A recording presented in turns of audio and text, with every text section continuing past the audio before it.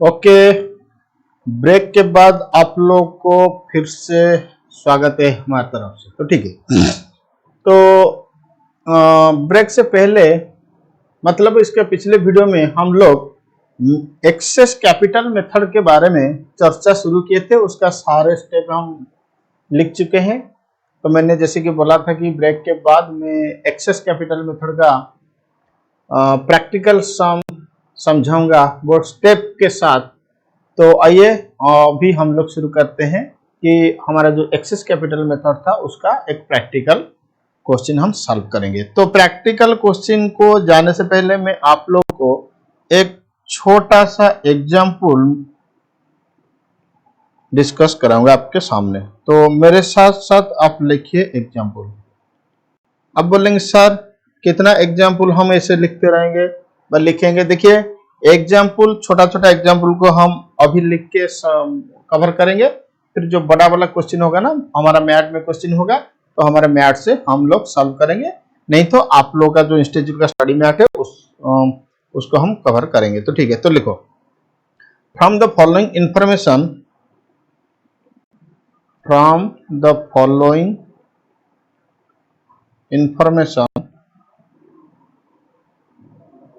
information shows excess capital। बड़ा इस example में हम लोग एक्सेस कैपिटल कैसे कैलकुलेशन होगा इसको सीखेंगे। तो ठीक है, फिर इसके बाद जो एग्जाम्पल हम करेंगे उसमें मैंने आपको सिखाऊंगा कि डिस्ट्रीब्यूशन कैसे होता है। तो लेकिन डिस्ट्रीब्यूशन करने के लिए पहले सबसे इंपॉर्टेंट होता है हमारा एक्सेस कैपिटल। तो इस एग्जांपल में हम लोग एक्सेस कैपिटल कैसे कैलकुलेशन होगा उसको सीखेंगे। तो ठीक है, मान लो आपके सामने 3 पार्टनर है एक्स वाई जेड। बोलो कितने पार्टनर है? 3 पार्टनर्स एक्स वाई जेड, जिनका प्रॉफिट शेयरिंग रेशियो था, प्रॉफिट शेयरिंग रेशियो। ठीक है, तो प्रॉफिट शेयरिंग 3:2:1। तो ठीक है, उन लोगों का कैपिटल बैलेंस था 42,000। ठीक है, 25,000। ठीक है, 4,000। बस इतना ही एग्जाम्पल। तो ये जो छोटा एग्जाम्पल, इस छोटा एग्जाम्पल में हाँ एग्जाम्पल है बहुत छोटे, लेकिन इसमें हमको कंसेप्ट जो स्टेप था वो स्टेप एकदम अच्छे से समझ में आ जाएगा। तो ठीक है, तो इसका सॉल्यूशन अभी हम लोग लिखते हैं। तो हमको क्या कैलकुलेशन करना है? बोलो, कैलकुलेशन करना है एक्सेस कैपिटल। तो लिखो कैलकुलेशन ऑफ क्या? Excess capital. ठीक है, बोलो स्टेप 1 के हिसाब से। अच्छा, ये तो एक्स, ये तो वाई, इसको जेड। तो स्टेप 1 हम स्टेप के साथ चलेंगे। तो बोलो स्टेप 1 में मैंने आपको क्या लिखाया था? मैंने स्टेप 1 में लिखाया था कि कैपिटल ढूंढो। तो किसका कितना कैपिटल है? तो बोलो कैपिटल बैलेंस। एक्स का कैपिटल कितना सर? 42,000। Very good. वाई का कितना सर? 25,000। ठीक है, जेड का कितना sir? 4,000। Okay, step 2 is our profit sharing ratio. तो स्टेप 2 में लिखो प्रॉफिट शेयरिंग रेशियो। बोलो ए का कितना सर? 3, बी का कितना सर? 2, सी का कितना? 1। तो ठीक है, स्टेप 3 में क्या करेंगे? अब बोलेंगे सर स्टेप 3 में we will divide capital by profit sharing ratio। we will divide capital by profit sharing ratio। we will divide capital by profit sharing ratio। इसका मतलब capital divide by profit sharing ratio. तो ठीक है, तो 42,000 divide by 3, 42,000 divide by 3, 42,000 divide by 3 क्या आ रहा है sir? 14,000 आ रहा है। 25,000 डिवाइड बाय 2 कितना आ रहा है? 12,500। 4,000 डिवाइड बाय 1 कितना? 4,000। तो मैंने उसके बाद आपको बोला था कि इस ये जो कैलकुलेशन होगा capital divide by profit sharing ratio होगा। ठीक है, इसमें जो लोअर आएगा उसी को ही हम बेस मानेंगे। तो बेस अमाउंट हमारा बन जाएगा कितना? 4,000। तो 4,000 हमारा बेस हो गया। तो ठीक है, स्टेप स्टेप 4 हम लोग को कैलकुलेशन करना है रिलेटिव कैपिटल। क्या कैलकुलेशन करना है? Relative capital. आप बोलेंगे सर रिलेटिव कैपिटल कैसे आएगा? आप बोलेंगे सर रिलेटिव कैपिटल कैसे आएगा? Relative capital base into profit sharing ratio, इसका फॉर्मूला यही है, base into profit sharing ratio. तो बोलो इसका बेस कितना? 4000 इंटू प्रॉफिट शेयरिंग रेशियो कितना? 12000। ठीक है,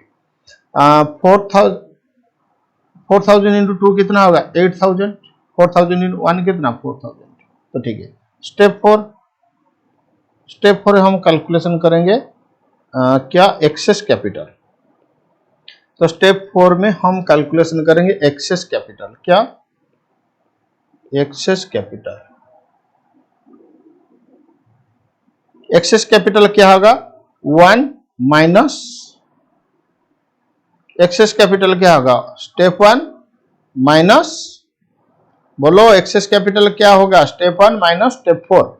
तो 1 माइनस IV इधर, तो 42,000 माइनस 12,000 कितना आएगा? 30,000।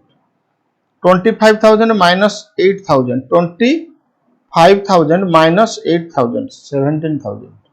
4,000 माइनस 4,000 कितना आएगा? 0। देखो जिसका 0 हो गया उसको आप और कंसीडर नहीं करेंगे, जिसका 0 हो गया अब आप उसको कंसीडर नहीं करेंगे। तो ठीक है, अब फिर दूसरा मतलब ये हमारे लिए साइकिल 1 था। तो जब तक एकदम मिनिमाइज सॉल्यूशन नहीं होगा तब तक हम नहीं छोड़ेंगे। तो ये था हमारा साइकिल 1। अब फिर बोलो प्रॉफिट शेयरिंग रेशियो। अब फिर बोलो प्रॉफिट शेयरिंग रेशियो। अब बोलेंगे सर 3 2 इसको नहीं लेना है, क्योंकि जिसका एक बार 0 हो गया तो उसको हम नहीं लेंगे। तो प्रॉफिट शेयरिंग रेशियो। तो ठीक है, अब फिर capital by profit sharing ratio करो। अब बोलेंगे सर कौन सा कैपिटल हम लेंगे? इसको ही लेंगे। ठीक है, तो बोलो 30,000 डिवाइड बाई 3 कितना हो जाएगा? 10,000। 17,000 डिवाइड बाई 2 8,500, इसको तो नहीं लेना है। अब बेस किसको मानेंगे? 8,000। तो रिलेटिव कैपिटल फिर निकालिए रिलेटिव कैपिटल। बोलो 8,500 इंटू 2 हो जाएगा 17,000। 8,500 इंटू 3 कितना आ रहा है? 25,500। तो ठीक है, फिर एक्सेस कैपिटल देखो। अब बोलेंगे सर एक्सेस कैपिटल कैसे निकालेंगे? ये जो 30,000 17,000 इनमें से माइनस करेंगे। 30,000 माइनस 17 25,500, इसका मतलब 4,500। इसका कितना आ रहा है? 0। अब हम आगे नहीं जाएंगे, यहीं पे समझेंगे कि किसको कितना अमाउंट दिया जाएगा, और हम आगे कैलकुलेशन नहीं करेंगे, यहीं पे हम लोग समझेंगे कि किसको कितना अमाउंट दिया जाएगा।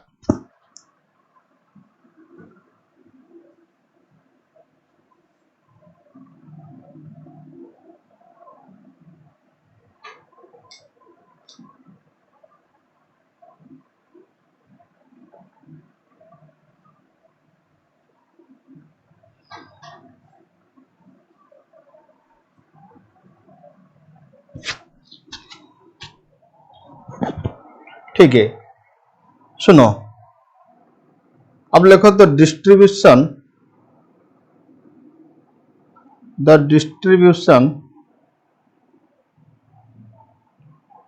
will be as under, the distribution will be as under। Point number I, इसको ध्यान से समझेगा। पहले आपके पास जितना भी कैश है, मान लो आपके पास 40,000 है, तो पहला 4,500 एक्स को दिया जाएगा। पहला 4,500 एक्स को दिया जाएगा। अगर पैसा बचेगा तो फिर एक्स वाई जेड को दिया जाएगा। इसका मतलब पहले जो initial 4,500 will be paid to X, because the X is the ultimate एकदम ऑलमोस्ट एक्सेस कैपिटल 4,500। एकदम लास्ट तक किसका एक्सेस कैपिटल जा रहा है? एक्स का। कितना? 4,500। तो initial 4500 will be paid to x only। ठीक है, अब बोलेंगे सर मान लो आपका 40,000 पैसा था, 40,000 कैश था, 40,000 से x को कितना दिया हुआ 4,500 और 40,000 से x को x ले गया 4,500 और कितना बचा 35,500। उसके बाद हम जाएंगे यहां तक, इस स्टेप को आएंगे, तब बोलो नेक्स्ट। अब बोलो यहां x को कितने मिलना है 30,000, y को कितना 17, लेकिन इस 30,000 से x को ऑलरेडी मिल चुका है 4,500। इसका मतलब x का कितना बच्चा 30,000 माइनस 4500। सर x का बचता है 25,500, तो ठीक है x का बचता है 25,500। y को तो कुछ नहीं मिला, तो y का अभी भी बचता है कितना 17,000। इसका मतलब 42,500। तो इसका मतलब यहां पे x y को मिलेगा, इधर ओनली x को मिलेगा, इधर x y को मिलेगा, ठीक है, इधर x y z तीनों को मिलेगा। तो ठीक है, तो हम स्लैब बेसिस से कैश डिस्ट्रीब्यूशन करेंगे। तो इसका मतलब नेक्स्ट कितना 30,000 से आप माइनस करेंगे 4,500, उसमें से प्लस करेंगे 17,000, ये आपका आएगा 4,500। बोलो ये जो 4,500, ये 4,500 x लेगा y भी लेगा प्रॉफिट शेयरिंग रेशियो में, x भी लेगा y भी लेगा उन लोगों का प्रॉफिट शेयरिंग रेशियो में। तो x will be paid to x and y in the ratio of 3:2। देखो 3:2 होगा तो इतना ही आएगा, मतलब 42,500 x और y को दिया जाएगा कितना 3:2 में, कितना अमाउंट 42,500। बोलो ये वाला स्लैब आपका कवर हो गया। अब आएंगे पहला वाला स्लैब, तो ठीक है, अगर सेकंड स्टेप का कैश डिस्ट्रीब्यूशन करने के बाद स्टिल आपके पास कैश है, सेकंड स्टेप का कैश डिस्ट्रीब्यूशन करने के बाद स्टिल आपके पास कैश है, स्टिल आपके पास कैश है, तो वो कैश और लेगा थर्ड ये वाला स्लैब में आएगा। तो ये वाला स्लैब में x आएगा, y आएगा, z आएगा। तो बोलो इसके ऊपर तो और कुछ नहीं, तो इसका मतलब ये हमारा लास्ट स्लैब हो गया। तो अब जितना भी पैसा बचेगा तो x y z को दिया जाएगा। एक x सिर्फ ओनली x को नहीं कि ओनली y को नहीं कि ओनली z को नहीं, तीनों को मिलेगा, x y z तीनों को मिलेगा। कौन सा रेशियो में 3:2:1 रेशियो में। तो आप लिखो balance cash will be paid to x, y and z in the ratio of 3:2:1। इसका मतलब हम पहले स्लैब बनाएंगे, तो कौन सा स्लैब में x आएगा, कौन सा स्लैब में x y आएगा, कौन सा स्लैब में x y z तीनों आएंगे। तो जिस स्लैब में ओनली x आएगा तो वो x का प्रॉफिट शेयरिंग रेशियो मतलब अकेला ले लेगा, तो जिस स्लैब में दोनों आएंगे x y तो वो उन दोनों के प्रॉफिट शेयरिंग रेशियो में लेंगे, जिस स्लैब में तीनों आएंगे वो तीनों का प्रॉफिट शेयरिंग रेशियो में डिस्ट्रीब्यूशन हो जाएगा। तो वो तो था हम लोग का क्या सीखे थे, एक्सेस कैपिटल सीखे थे, लेकिन डिस्ट्रीब्यूशन कैसे होगा तो इस एग्जाम्पल के साथ हम समझेंगे। तो ठीक है, तो आइए पहले इस एग्जाम्पल को पढ़ते हैं। तो ठीक है, तो फिर से मैं यहीं पे आपको वही बताना चाहूंगा कि अगर आपके पास ये एग्जाम्पल नहीं, अगर आपके पास मेरा मैट नहीं होगा तो ये वाला एग्जाम्पल नहीं होगा। अगर मैट भी है फिर इस एग्जाम्पल नहीं है तो आप लोग एक काम कर सकते हैं, इस वीडियो को पॉज करके एग्जाम्पल को पहले कॉपी में लिखो, फिर उसके बाद वीडियो को प्ले करके सोल्यूशन देखना। लेकिन मैं तो आप लोग के लिए वेट नहीं करूंगा, क्योंकि आप वीडियो में इसको वीडियो पॉज करके एग्जाम्पल को कॉपी में लिख लोगे। तो ठीक है, अब एग्जाम्पल मेरे साथ साथ क्वेश्चन को रीड करो। बोला कि A, B and C we are partners in a firm sharing profit and losses in the ratio of 3:2:1। मतलब A, B, C तीनों पार्टनर है, ये तीनों पार्टनर उन लोगों का प्रॉफिट शेयरिंग रेशियो है 3:2:1। The balance sheet of the firm आज फॉलोज। बैलेंस शीट अभी फार्म का ऐसे है। सन्ड्री एसेट है आपका 71,000, पार्टनर का कैपिटल अकाउंट में बैलेंस ए का 27,000, बी का 18,000, सी का 11,000 है, क्रेडिटर फिर आपका 15,000। तो ठीक है, तो बैलेंस शीट हो रहा है आपका 71,000। ठीक है, अब देखो दे डिजॉल्व द फार्म, क्या बोला, दे डिजॉल्व द फार्म,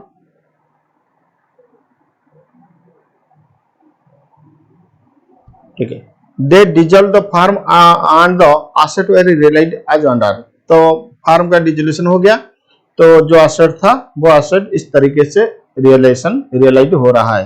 पहले इंस्टॉलमेंट में आप एसेट को बेच दिए 10,000 में, सेकेंड इंस्टॉलमेंट में आप एसेट बेच दिए 13,000, थर्ड इंस्टॉलमेंट आप एसेट बेच दिए 18,000। Prepare statement of showing distribution of cash under excess capital method. तो पहले आप लोगों को एक्सेस कैपिटल कैलकुलेशन करना पड़ेगा, फिर उसके बाद कैश का डिस्ट्रीब्यूशन के लिए एक स्टेटमेंट दे देना। तो ठीक है, तो लिखो सॉल्यूशन।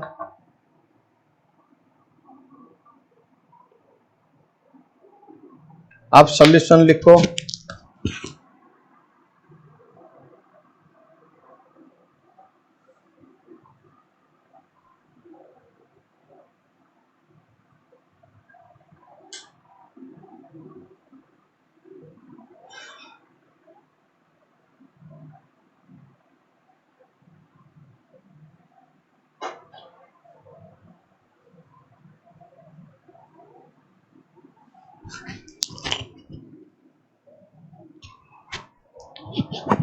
तो पहले हम लोगों को कैलकुलेशन करना पड़ेगा कि एक्सेस कैपिटल। तो ठीक है, कितना पार्टनर, 3 पार्टनर है, कौन कौन, ए बी सी। तो इधर रहा मेरा ए मेरे लिए बी, ए मेरे लिए सी। तो लिखो, पहले आपको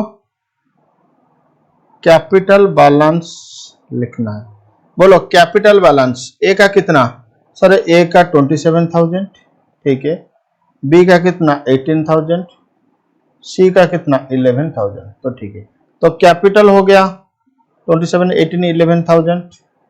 अच्छा, फिर उन लोगों का प्रॉफिट शेयरिंग रेशियो, बोलो प्रॉफिट शेयरिंग रेशियो कितना, तो प्रॉफिट शेयरिंग रेशियो 3:1। तो अब बोलो capital divide by profit sharing ratio क्या आ रहा है, सर कैपिटल 27,000 डिवाइड बाई 3, इधर आ रहा है 9,000, ठीक है सर, इधर आ रहा है भी 9,000, ठीक है, इधर आ रहा है 11,000। बोलो आप बेस कितना मानोगे, सर 9,000 को बेस मानेंगे। तो ठीक है, तो रिलेटिव कैपिटल क्या कैलकुलेशन करेंगे, रिलेटिव कैपिटल। आपको पता है रिलेटिव कैपिटल कैसे कैलकुलेशन होगा, तो रिलेटिव कैपिटल कैलकुलेशन होगा बेस के साथ हम लोग मल्टीप्लाई करेंगे प्रॉफिट शेयरिंग रेशियो, बेस के साथ हम लोग मल्टीप्लाई करेंगे क्या, प्रॉफिट शेयरिंग रेशियो, तो हमें मिल जाएगा रिलेटिव कैपिटल। तो ठीक है, चलो रिलेटिव कैपिटल हो जाएगा इसका 27,000, इसका हो जाएगा 18,000, इसका हो जाएगा 9,000। तो ठीक है, अब एक्सेस कैपिटल, बोलो अब एक्सेस कैपिटल, तो एक्सेस कैपिटल तो इसका 0 हो जाएगा, इसका भी 0 हो जाएगा, इसका 2,000 हो जाएगा। तो पहला स्लैब हम लोग का कंप्लीट, पहला स्लैब हम लोग का कंप्लीट। इसका मतलब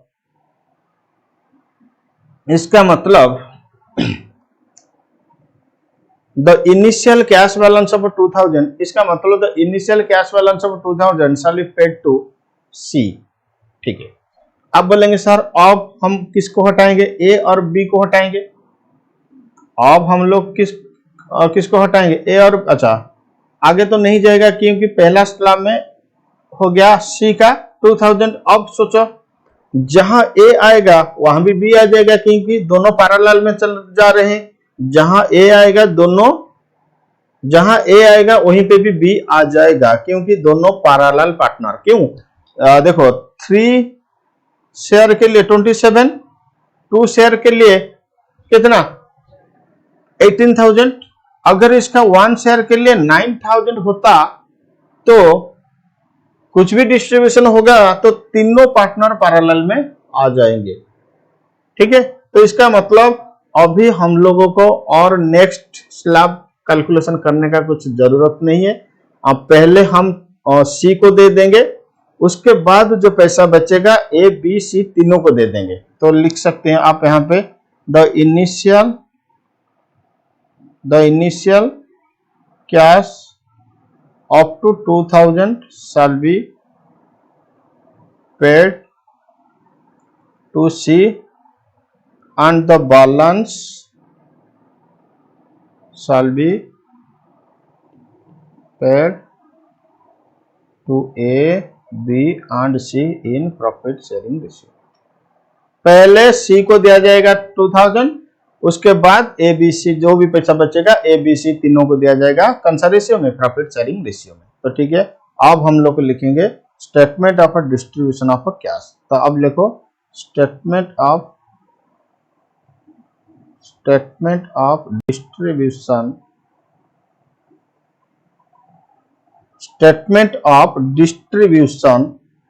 ऑफ कैश, जिसको कि हम लोग कहते हैं पिसमेल डिस्ट्रीब्यूशन ऑफ कैश। इसी को ही हम लोग कहते हैं पिसमेल डिस्ट्रीब्यूशन ऑफ कैश। तो ठीक है, अब बोलो क्रेडिटर पैसा लेगा पहले, हाँ, फिर उसके बाद ए बी सी। तो ठीक है, बोलो बैलेंस किसका कितना था। आप बोलेंगे सर क्रेडिटर का था 15,000, ठीक है, ए का था 27,000, हाँ, बी का था 18,000, हाँ, सी का था 11,000। अच्छा, तो ठीक है, अब बोलो कैश कितना अवेलेबल है। अच्छा, क्या आपका बैलेंस शीट में कैश है? नहीं, तो कैश तो नहीं है, तो हम फर्स्ट रिलेशन को देखेंगे। अब बोलो फर्स्ट रिलेशन, अब बोले सर फर्स्ट रिलेशन कितना हुआ 10,000, ठीक है, वो 10,000 किसको दिया जाएगा, पेड टू क्रेडिटर, क्योंकि क्रेडिटर का नंबर पहले आता है, इन लोगों को कुछ नहीं दिया जाएगा। तो अब बोलो बैलेंस कितना रहा, ये तो 0 हो जाएगा, इसका 5,000, इसका 27,000, इसका 18,000, 11,000। तो ठीक है, अब सेकंड रिलेशन हुआ, क्या हुआ सेकंड रिलेशन, बोलो सेकंड रिलेशन कितना का हुआ। सर सेकंड रिलेशन हुआ 13,000 का, तो सेकंड रिलेशन हो गया 13,000, ठीक है, तो पेड टू क्रेडिटर 5,000 दिया जाएगा, ठीक है, फिर पेड टू सी 2,000। अब देखो कितना पैसा बचता है, 13,000 से माइनस हुआ 5,000, फिर माइनस हुआ 2,000, अब कैश अवेलेबल है 6,000, अब कैश अवेलेबल है 6,000। तो बोलो balance to A B and C in the ratio of 3:2:1, और कितना बचता है 6,000। अब कितना बचा 6,000, तो 6,000 हम क्या करेंगे, ए बी सी तीनों को दे देंगे प्रॉफिट शेयरिंग रेशियो में। तो क्रेडिटर को तो कुछ नहीं मिलेगा, क्रेडिटर तो यहाँ पे हो चुका है पेमेंट। बोलो 6,000 हुआ तो इसको मिलेगा 3,000, इसको 2,000, इसको 1,000।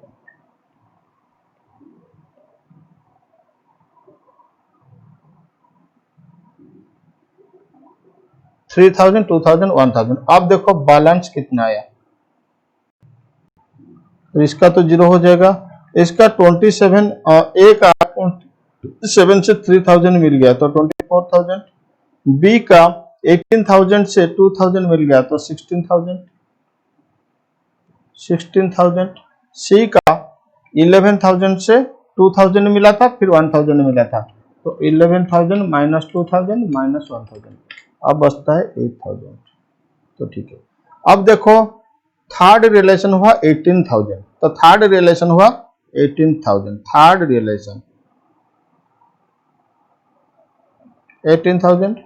बोलो, paid to A, B and C in the ratio of 3:2:1, 18,000 भी पेमेंट हो जाएगा। तो 18,000 3 to 1, तो इसको मिलेगा 9,000, इसको मिलेगा 6,000, इसको मिलेगा 3,000। अब देखो बैलेंस कितना बचा, बैलेंस इसका बचता है 6,000। कितना बचा बैलेंस? अच्छा कैसे, 24 से माइनस करो 9, 24 माइनस 9 कितना, 15,000। इसका बचेगा शायद 10,000, इसका बचेगा 5,000। क्या और रिलेशन है? अब बोलेंगे ना सर और तो रिलेशन है नहीं, तो इसीलिए ये क्वेश्चन यहाँ तक जाएगा, यहाँ पे खत्म हो जाएगा। This question is complete. क्या आपको ये क्वेश्चन समझ में आया? बोलो यस और नो। तो अगर समझ में आया तो मैं आपको 2 मिनट का ब्रेक दे रहा हूं, आप इस 2 मिनट में इस क्वेश्चन को अच्छी तरफ से रिवाइज कीजिए।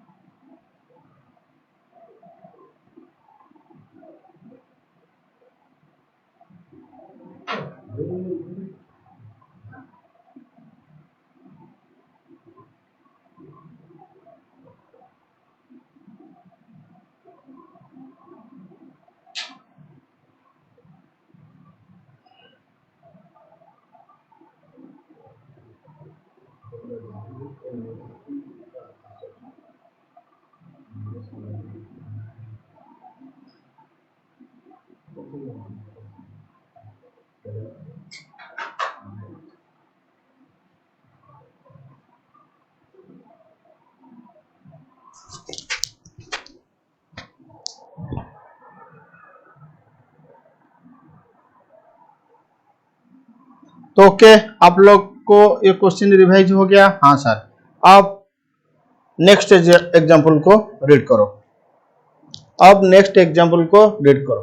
तो देखो नेक्स्ट एग्जाम्पल क्या कह रहा है, बोला Dev, Dilip and Deepa we are in partnership sharing profit and losses in the ratio of 3:2:1। इसका मतलब देव, दिलीप, दीपा पार्टनरशिप के बिजनेस में है, वो तीनों 3:2:1 रेशियो में प्रॉफिट लॉस को शेयर करते हैं। तो ठीक है, they dissolve the firm on 31 March 2011 following Dev's proceeding abroad. मतलब देव को एब्रॉड से कुछ सफर आया, देव बोला कि मैं और फार्म में नहीं रहूंगा, तो मैं एब्रॉड चला जाऊंगा। फिर दिलीप एंड दीपा बोलते हैं कि क्यों हम इस फार्म को कंटिन्यू करेंगे, वो फार्म को डिजॉल्व कर दिए। तो ठीक है, जिस दिन डिजॉल्व हुआ, the balance sheet of the firm on that date was as under. जिस दिन डिजॉल्व हुआ, the balance sheet of the firm on the date of dissolution was as under. तो ठीक है, आपके पास कैश था 28,000, डेटर आपका था 2,94,000, स्टॉक इन ट्रेड था आप लोग का 1,12,000, देव का कैपिटल 1,40,000, दिलीप का कैपिटल 70,000, दीपा का कैपिटल 14,000। तो इसीलिए देव का कैपिटल ज्यादा था, और देव जब चला गया कहाँ पे, एब्रोड चला गया, तो दिलीप दीपा सोचते हैं कि हम फार्म को कंटिन्यू नहीं कर पाएंगे, इसीलिए हम लोग फार्म को डिजोल्व कर देना चाहिए। तो ठीक है, क्रेडिटर का बैलेंस था 2,10,000। तो ठीक है, there was a contingent liability in respect of a bill for 10,000 due on 25 August 2011 under discount. इसका मतलब आप एक बिल डिस्काउंटिंग किए थे 10,000 का, जिसके वजह से आपके पास आपका एक कंटीजेंट लायबिलिटी है। तो ठीक है, कॉन्टिजेंट लायबिलिटी का मतलब अगर थर्ड पार्टी पैसा नहीं देगा तो आपको देना पड़ेगा, ये आपका एक्चुअल लायबिलिटी नहीं होता है। अगर काउंटर पार्टी डिफॉल्ट करेगा, पैसा नहीं देगा तो बैंक को आपको पेमेंट करना पड़ेगा। It was agreed that the net realisation should be distributed in their due order at the end of each month. हर महीने के एंड में जो भी रियलाइजेशन होगा वो डिस्ट्रीब्यूशन हो जाएगा, बट आज सेफ्टी एज पॉसिबल, जितना हो सके। द रियलाइजेशन मतलब एसेट को आप बेचोगे कितना मिलेगा, ऑन द एक्सपेंसेस वेयर आज अंडर। तो ठीक है, अप्रैल 2011 में स्टॉक एंड डेप्टर से रिलेशन हुआ 84,000, आपका एक्सपेंसेस हो गया 7,000। मई में 1,20,000 का रिलेशन हुआ, आपका एक्सपेंसेस हो गया 5,400। जून में आपका रिलेशन हुआ 70,000, लेकिन आपका एक्सपेंसेस हो गया 4,900। जुलाई में 77,000 का रिलेशन, एक्सपेंसेस 3,500। अगस्त में 35,500 का रिलेशन हुआ, लेकिन आपका एक्सपेंसेस हुआ 3,500। The stock was completely disposed of, stock अभी कंप्लीटली डिस्पोज्ड ऑफ हो चुका है। And amount due from debtor was realised, debtor के पास जितना मिलना था हम ले चुके हैं और डेटर से नहीं मिलेगा। द बैलेंस बीइंग इरिकवरेबल, मतलब अगर कुछ बैलेंस बचता है तो वो और नहीं मिलेगा, तो आप उसको छोड़ना पड़ेगा। तो ठीक है, the acceptor of the bill discount meet the bill on due date, मतलब बहुत अच्छा हुआ, थैंक्स गॉड, जो बिल का एक्सेप्टर था वो ड्यू टाइम पे पैसा दे दिया। इसका मतलब हमको और देना नहीं पड़ेगा, वो कंटिजेंट लायबिलिटी खत्म हो जाएगा। Prepare a statement showing distribution of cash under excess capital method, तो हम एक्सेस कैपिटल मेथड के हिसाब से कैश डिस्ट्रीब्यूशन शो करेंगे। आप बोलेंगे सर कैसे इस क्वेश्चन को हम आंसर देंगे, वही जो पुराना प्रोसीजर हमारा था, पहले हम लोग एक्सेस कैपिटल निकालेंगे, फिर उसके बाद डिस्ट्रीब्यूशन का स्टेटमेंट बनाएंगे। तो ठीक है, तो आइए आप लोग मेरे साथ साथ लिखो पहले इसका सॉल्यूशन। तो बोलो पहले क्या करेंगे सर, पहले हम लोग करेंगे एक्सेस कैपिटल, तो कैलकुलेशन ऑफ एक्सेस कैपिटल। तो पहले हम कैलकुलेशन करेंगे एक्सेस कैपिटल। बोलो देव, दिलीप, दीपा। तो ठीक है, बोलो कैपिटल बैलेंस कितना, क्या आप बता सकते हो कैपिटल बैलेंस कितना? हाँ सर, देव का कितना? सर देव का 1,40,000, दिलीप का कितना 70, दीपा का कितना 14। क्या आपको मालूम है या आपको दिखाई देता है? देव का 3 शेयर था, 3 के लिए 1,40,000, दीपा का 2 के लिए 70, सॉरी दिलीप का 2 के लिए 70। अगर 2 के लिए 70 तो 3 के लिए 2,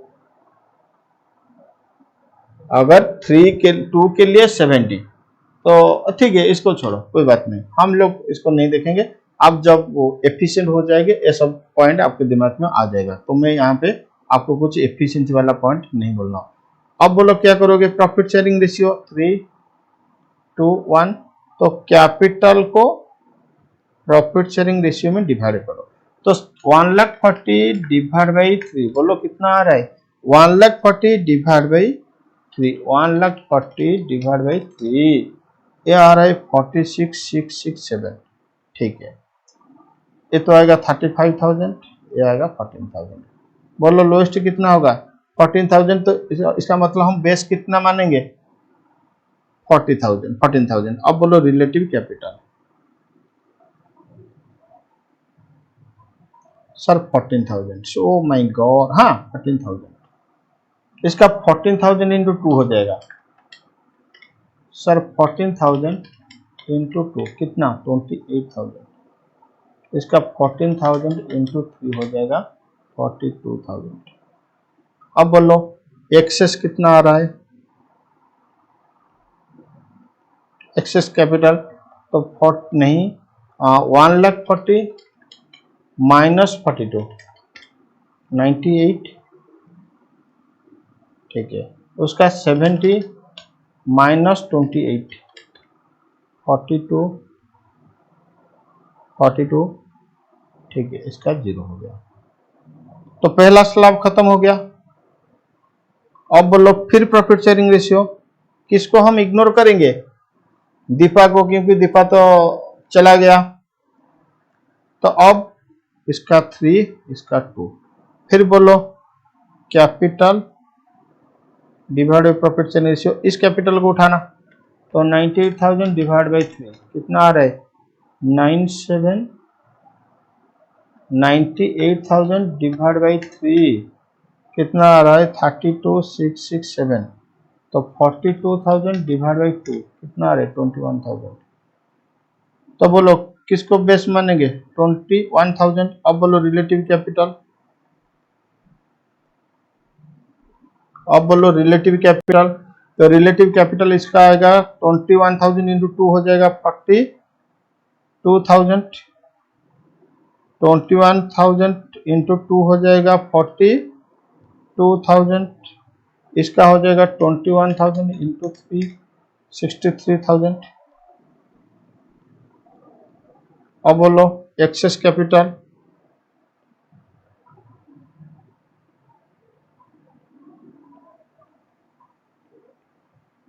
अब बोलो एक्सेस कैपिटल कितना आएगा? 98 से हम माइनस करेंगे, तो 98 माइनस 63 35,000। इसका कितना आएगा? 42 माइनस 42 जीरो हो जाएगा। मान लो सोचो दिलीप का भी जीरो हो गया, इसका मतलब अल्टीमेटली एक्सेस कितना किसका रहेगा? देव का। कितना? 35,000। तो डिस्ट्रीब्यूशन कैसे होगा? पहले 35,000 तक देव को मिलेगा, फिर उसके बाद जो पैसा बचेगा तो हम देखेंगे, इनमें से 35 माइनस कर देंगे। तो लिखो, इसको लिखना पड़ेगा। तो क्या होगा जरा बोलो? First 35,000 will be paid to Dev. Okay. Next बोलो, ये 98 में 35 मिल गया, तो 98 माइनस 35, तो देव का कितना बचता है? 63। इसको मिलेगा 42, तो प्लस 42। तो next 1,05,000 will be paid to Dev and Dilip in the ratio of 3:2। बोलो सेकंड स्लैब हो गया। अब ये तो लास्ट फाइनल स्लैब, तो इसमें जितना भी इस स्लैब को जो भी पैसा आएगा तो वो पैसा तीनों लेंगे, देव, दिलीप, दीपा। तो अब हम लिखेंगे कि balance cash will be distributed among Dev, Dilip and Deepa in the ratio of 3:2:1। क्या यहाँ तक आपको समझ में आया? अब बोलेंगे हाँ सर यहाँ तक हमें समझ में आ गया। तो अगर यहाँ तक आपको समझ में आ गया तो काइंडली 2 मिनट में इसको रिवाइज करो।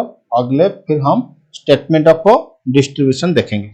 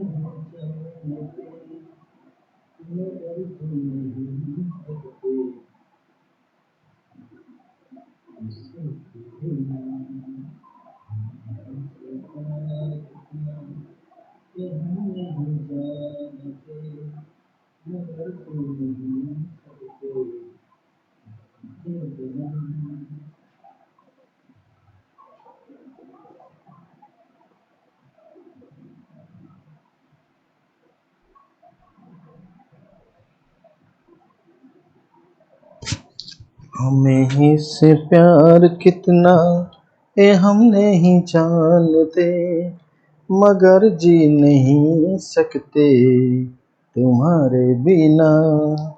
हमें तुमसे प्यार कितना ये हम नहीं जानते, मगर जी नहीं सकते तुम्हारे बिना। लिखो नालायको, गाना सुन रहे हो। Statement of distribution of cash.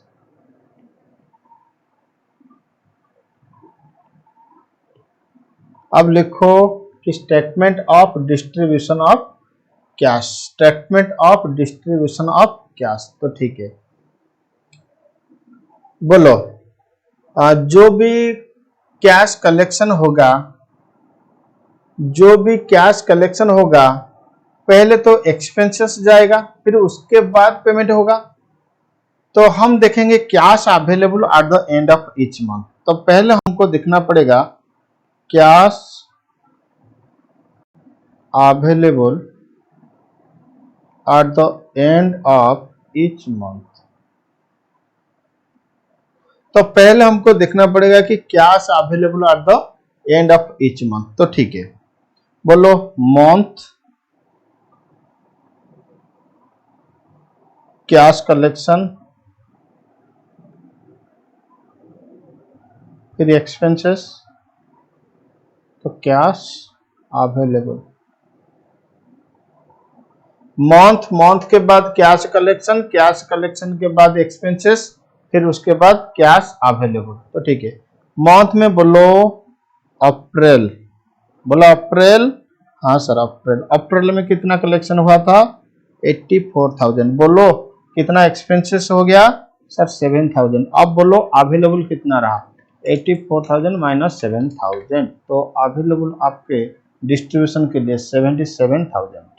Available आपका डिस्ट्रीब्यूशन के लिए कितना? 77,000। तो ठीक है, अप्रैल के बाद मई में आपको कितना मिला? 126 मिला। तो जिसमें एक्सपेंसेस हो जाएगा 5,400, तो कितना बचेगा? 120,600।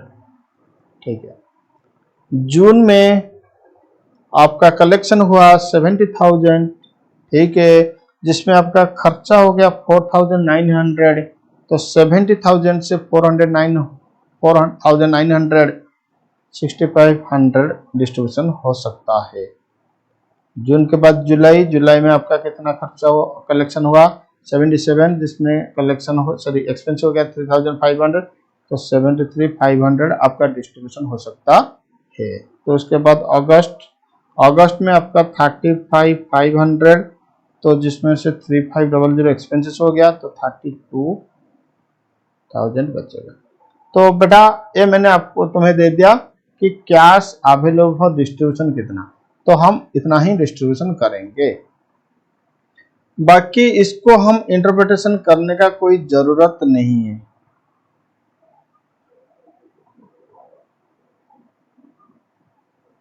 ठीक है, लिखो पर्टिकुलर, यहीं पे हम लोग का डिस्ट्रीब्यूशन शुरू हो रहा है। पहले तो पैसा दिया जाएगा किसको? क्रेडिटर को। फिर उसके बाद देव, दिलीप, दीपा। ठीक है, अब बैलेंस लिखो। क्रेडिटर का बोलो कितना बैलेंस था? सर क्रेडिटर का बैलेंस था 2,10,000। ठीक है, दीपा, देव का कितना? देव का सर 1,40,000। देव का 40,000 ठीक है। दिलीप का कितना सर 70,000, दीपा का कितना 14,000, तो ठीक है। अब बोलो कैश इन हैंड, बोलो कैश इन हैंड कितना 28,000, वो दिया जाएगा किसको, वो दिया जाएगा किसको, क्रेडिटर को, तो पेड टू क्रेडिटर। बोलो क्रेडिटर को कितना मिलेगा यहाँ पे 28,000, इन लोगों को अभी नहीं मिलेगा। बोलो बैलेंस कितना रहा 2,10,000 माइनस 28,000, तो क्रेडिटर का अभी भी बैलेंस है 1,82,000, इन लोगों का 1,40,000, इनका 70, इनका 140, ठीक है। अब बोलो जो रियलाइजेशन हुआ अप्रैल में, तो रियलाइज इन अप्रैल, बोलो अप्रैल में कितना रियलाइजेशन हुआ 77,000,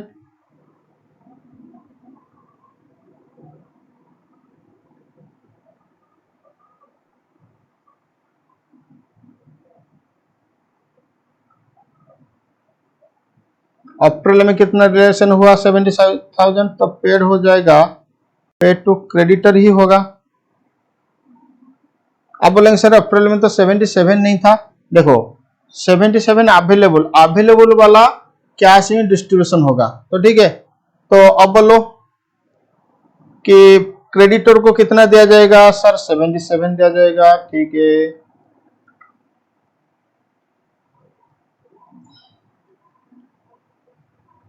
बैलेंस क्या बच्चा सर 1,82,000 से 77 चला जाएगा, 1,82,000 माइनस 77, बोलो 1,82,000 माइनस 77, 1,05,000, 1,05,000 इनका 1,40,000, 70, 14।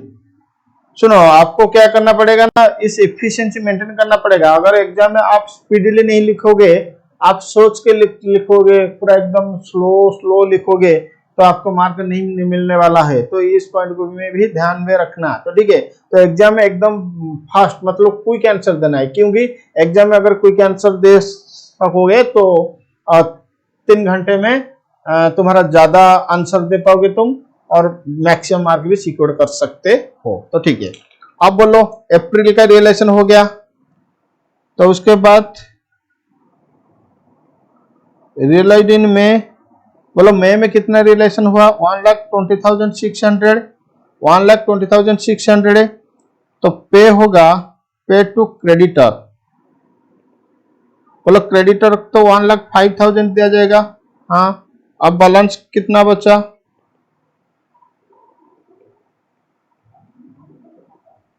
1,20,600 माइनस 1,05,000, और बैलेंस बचता है 15,600। हाँ तो वो पेमेंट होगा पे टू देव 15,600,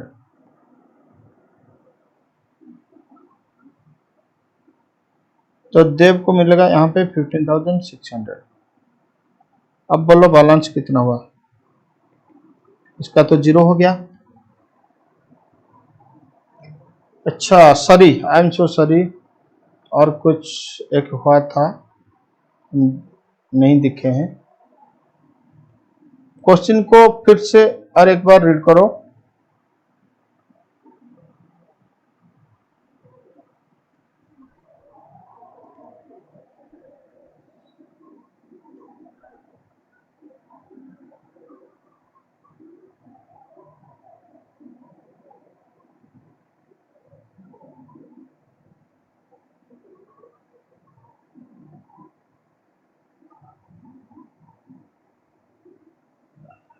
अब बोलो हम लोग के पास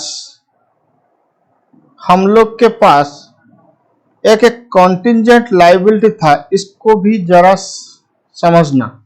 हम लोग के पास एक कॉन्टिजेंट लायबिलिटी था, कितना का 10,000। हाँ वो लायबिलिटी ड्यू में पेमेंट हो गया, वो लाइबिलिटी ड्यू कोर्स में पेमेंट हो गया, लेकिन कब वो लाइबिलिटी ड्यू कोर्स में पेमेंट है उसका डेट तो हमें नहीं पता है।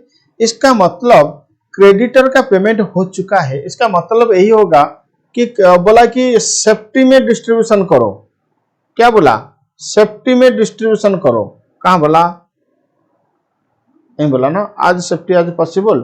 तो क्रेडिटर का पेमेंट हो गया, तो अभी भी हमारे पास एक कॉन्टिंजेंट लायबिलिटी है। इस यहाँ पे अजम्पशन ले लो कि जो कॉन्टिंजेंट लायबिलिटी है ना वो एक्सेप्टर एकदम लास्ट में पे करेगा, उसका डेट हमें पता नहीं है, तो इस ये वाला अजम्पशन हमको यहीं पे लेना पड़ेगा। इसका मतलब हम अभी वो 10,000 को कॉन्टिंजेंट लायबिलिटी के लिए रखेंगे।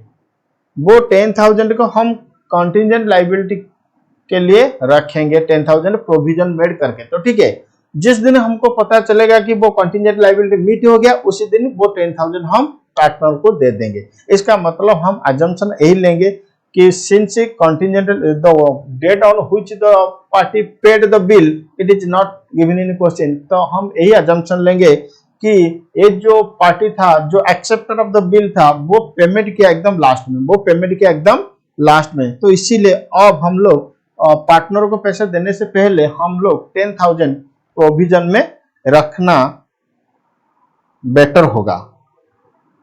तो ये जो बैलेंस माइनस करेंगे, कीप 10,000 फॉर प्रोविजन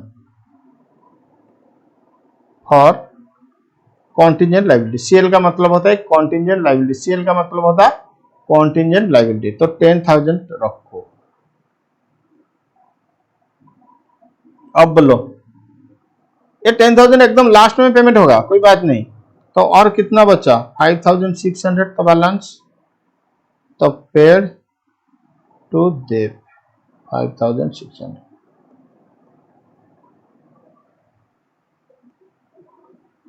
अब बोलो बैलेंस कितना हुआ?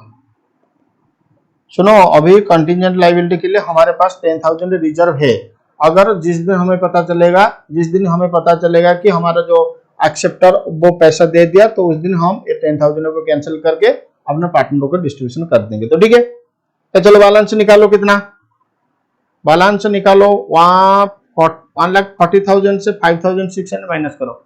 1,40,000 से 5,600 माइनस करो, तो बचता है 134,400। तो ठीक है, इन लोगों का तो कुछ नहीं बचता है। 17,000, 70,000, इसका 14,000। तो ठीक है, ये हो गया। अब बोलो कौन सा रिलेशन आएगा? जून का रिलेशन। तो जून का रिलेशन कितना हुआ?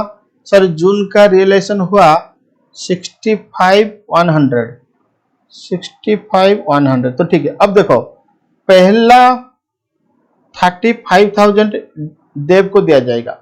पहला 35,000 देव को दिया जाएगा। तो 35,000 माइनस देव ऑलरेडी ले चुका है, 5,600। इसका मतलब और 29,400 देव के लिए प्रायोरिटी में आता है। 29,400 देव के लिए प्रायोरिटी में आता है। तो पेड टू देव 29,400। ठीक है, 29,400। तो देव में लिखो 29,400। ठीक है, तो अब एक काम करो, पहला वाला स्लैब खत्म हो गया, तो पहले देव को दिए थे 5,600, फिर 29,400। इसका मतलब देव को 35,000 मिल गया आज पर हिज फर्स्ट प्रायोरिटी। और बोलो पैसा बचता है? यस और नो? हाँ सर बचता है। तो बैलेंस 65,100 से आप माइनस करो 29,400। 65,100 से आप माइनस करो 29,400, तो आपका बचता है 35,700। तो ये बोलो, ये जो 35,700 ये सेकंड स्लैब को जाएगा। 35,700 सेकंड स्लैब को जाएगा। इसका मतलब सेकंड स्लैब में 1,05,000 तक है बैलेंस, 1,05,000। तो ठीक है, तो 1,05,000 से अभी हम लोग के पास कितना पैसा है? 1,05,000 है, पेमेंट हो सकता है, लेकिन अभी हमारे पास कितना है? अभी हमारे पास 35,700 है। इसका मतलब ये पूरा का पूरा अमाउंट, इसका मतलब ये पूरा का पूरा अमाउंट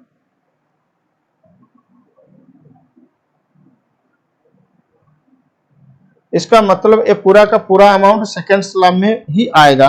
तो paid to Dev and Dilip in 3:2, तो 35,700 पेमेंट होगा।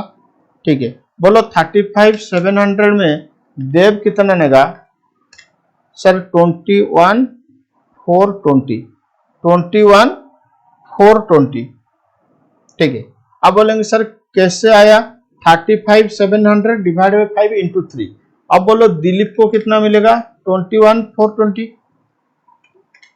नहीं, दिलीप को मिलेगा 14,280। अभी दीपा को कुछ नहीं मिलने वाला है। तो ठीक है, अब बोलो बैलेंस कितना आया? देखो देव का 134,400 था, उनमें से अभी पेमेंट हुआ 29,400, फिर पेमेंट हुआ 21,420। तो देव का और बचता है, देव का और बैलेंस बचता है कितना? 83,580। ठीक है, अब दिलीप का कितना बचा? 70,000 से माइनस करो 14,280, तो 55,720। तो 55,720 दीपा का तो पूरा का पूरा ही अभी है 14,000। तो ठीक है, अब जून का रिलेशन के बाद, जून का रिलेशन हो गया, अब जुलाई का रिलेशन होगा। जुलाई का रिलेशन होगा तो बोलो जुलाई, जुलाई में कितना रिलेशन हुआ? जुलाई में कितना रिलेशन हुआ सर? जुलाई में रिलेशन हुआ था जुलाई में आपका रिलेशन हुआ था 73,500। 73,500 बोलो सेकेंड स्लैब के हिसाब से 1,05,000 डिस्ट्रीब्यूशन होगा, लेकिन ये दो अमाउंट सेकेंड स्लैब के हिसाब से डिस्ट्रीब्यूशन हुआ है। इसका मतलब 21,420 प्लस 14,280, 21,420 प्लस 14,280, तो 35,700। तो 35,700 सेकेंड स्लैब का ऑलरेडी पेमेंट हो चुका है। 35,700 सेकेंड स्लैब का ऑलरेडी पेमेंट हो चुका है। सेकेंड स्लैब में कितना अमाउंट था? 1,05,000। 1,05,000, तो 1,05,000 तो 35,700 ऑलरेडी पेमेंट हो चुका है, मतलब और सेकेंड स्लैब का कितना अमाउंट है? 69,300। तो इसका मतलब सेकेंड स्लैब में 69,300, सेकेंड स्लैब में 69,300 देव एंड दिलीप को दिया जाएगा। सेकेंड स्लैब में 69,300 देव एंड दिलीप को दिया जाएगा। तो उसके बाद जो पैसा बचेगा देव, दिलीप, दीपा तीनों को पेमेंट होगा। तो ठीक है, तो अब मैं लिख रहा हूं कि paid 69,300 to Dev and Dilip in 3:2, तो 69,300। आप ये 69,300 कैसे निकाले? तो मैं जैसे निकाला आप लोग को समझ में आया? हाँ, आप देखोगे कि सेकंड, और एक बार मैं बोल रहा हूं, सेकंड स्लैब में 1,05,000 था। सेकंड स्लैब का हिसाब से देव और दिलीप को इतना हम दे चुके हैं, तो इसको माइनस कर दो और देखो सेकंड स्लैब के हिसाब से और कितना डिस्ट्रीब्यूशन करना बाकी है। तो ये 69,300 देव और दिलीप को दिया जाएगा 3:2, तो डिवाइड बाई 5 इंटू 3 करेंगे तो देव को मिलेगा 41,580, दिलीप को मिलेगा 27,720, इसको कुछ नहीं मिलेगा। तो ठीक है, अब देखो बैलेंस कितना बचा, क्योंकि कैश स्टिल अवेलेबल है ना। 73,500 माइनस 69,300, तो और 4,200 होता है। ये जो 4, देखो अभी सेकेंड स्लैब खत्म हो चुका है, अभी सेकेंड स्लैब खत्म हो जाएगा, किंतु क्योंकि सेकेंड स्लैब में हम लोग 1,05,000 हम लोग को 1,05,000 डिस्ट्रीब्यूशन करना था। अभी सेकेंड स्लैब खत्म हो चुका है, अब हम लोग जाएंगे फर्स्ट स्लैब पे। तो फर्स्ट स्लैब मतलब एकदम लास्ट स्लैब, लास्ट स्लैब में जो भी पैसा आएगा तीनों लेंगे। तो ये 4000 paid to Dev, Dilip and Deepa 3:2:1। बोलो 4000, ये तो 4200 ही पेमेंट होगा। देव को कितना मिलेगा सर? देव को कितना मिलेगा?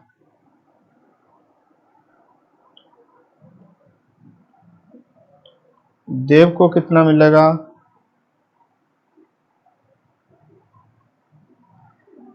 डिवाइड बाई 3:1 6 हो जाएगा, 6 × 3। इसको मिलेगा 2100, 2100। इसको मिलेगा 1400, इसको मिलेगा 700, 700। अब देखो बैलेंस क्या आ रहा है, अब देखो बैलेंस क्या आ रहा है। तो बैलेंस इसका माइनस करो, 83,580 पेमेंट हो गया, 41,580 फिर पेमेंट हो गया 2100, तो बैलेंस बचता है 39,900। इसको देखो 55,720 से माइनस करो 27,720, फिर माइनस करो 1400, तो बैलेंस बचता है 26,600, 26,600। इसको देखो 14,000 माइनस करो 700, बैलेंस बचता है 13,300। अब देखो जुलाई का रिलेशन हो गया, अब अगस्त का रिलेशन करेंगे। रियलाइज इन अगस्त, बोलो अगस्त में कितना रिलेशन हुआ? 30,000। ये हमारा लास्ट रिलेशन है,